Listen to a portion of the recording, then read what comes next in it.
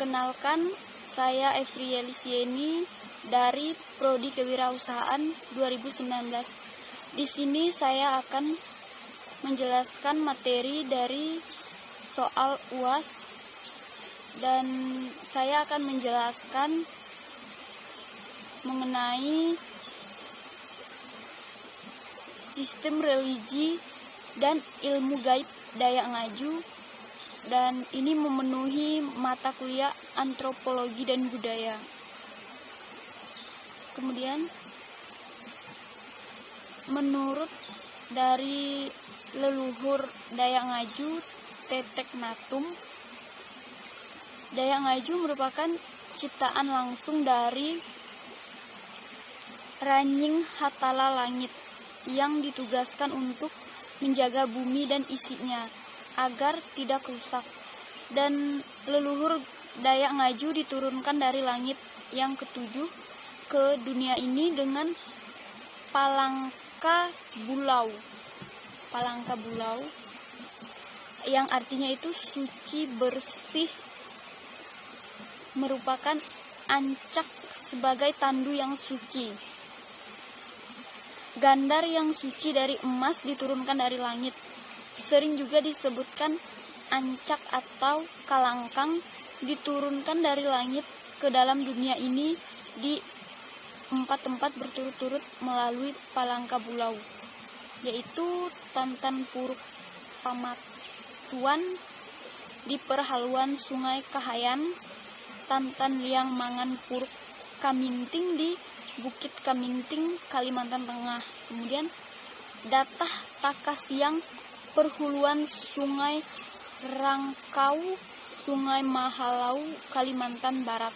Kemudian Puruk Kumbang Tanah Siang, Sungai Barito, Kalimantan Tengah. Dan suku Dayak Ngaju ini merupakan suku asli di Kalimantan Tengah.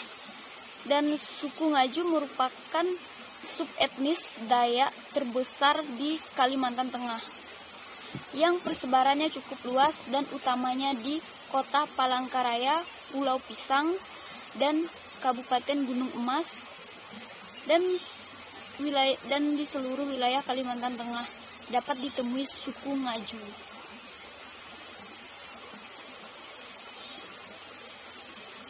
Sebelumnya suku Ngaju terdalam dalam suku Dayak dalam sensus 1930 di Kalimantan Tengah. Suku Ngaju sebagian besar berprofesi sebagai peladang, kebun, peternak, penambang emas dan pasir zirkon, penginjil atau pendeta, dan pegawai pemerintah atau pegawai swasta dan bidang birokrasi lainnya. Kemudian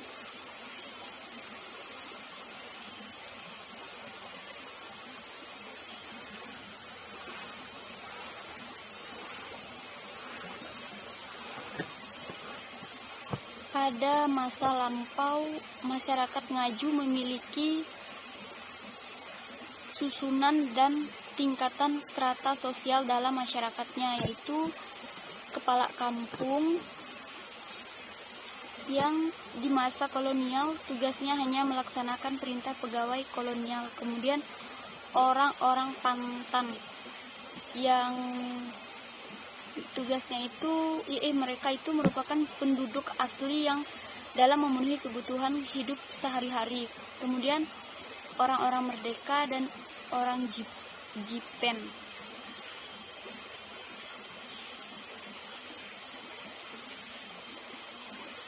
Dan sistem religinya atau kepercayaan Dayak Ngaju ini adalah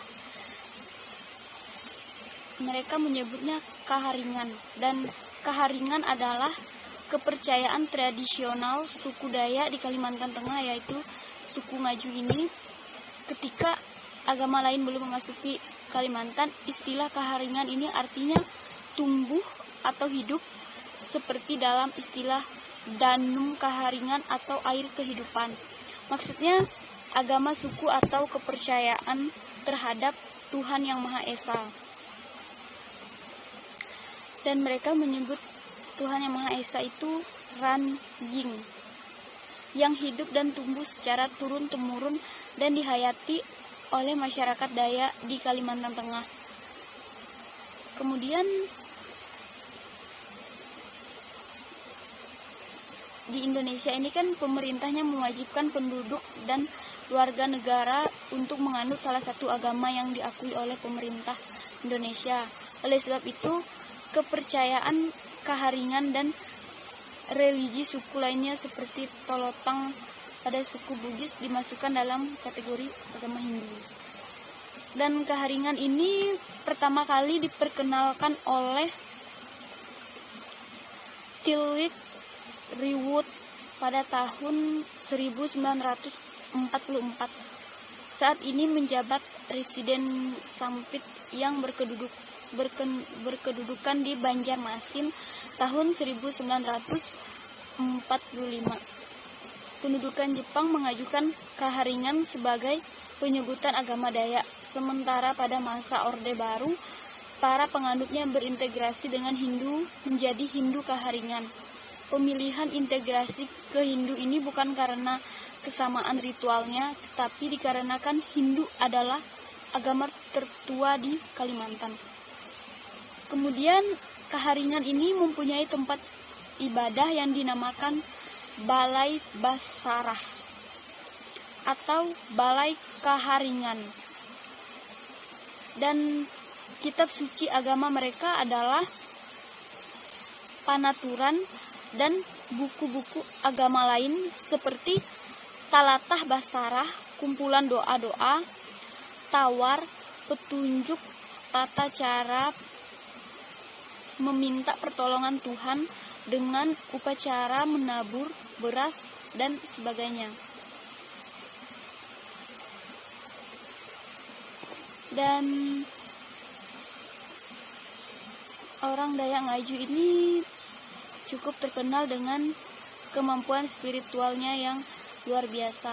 Salah satunya adalah yang mereka sebut dengan Manaja Antang atau burung elang, yaitu memanggil burung elang agar memberi petunjuk tentang berperang atau mengetahui keadaan seseorang. Dan ketika mereka ingin mengetahui keadaan saudaranya yang jauh dari mereka bisa memanggil burung elang tersebut.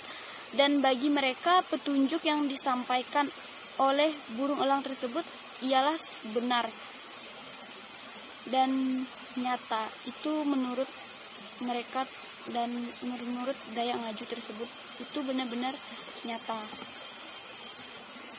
Kemudian mereka juga memiliki ilmu gaib seperti memiliki mantra-mantra yang tentunya ini mereka lakukan untuk menurut kepercayaan mereka, yaitu mantra-mantra tersebut untuk menjaga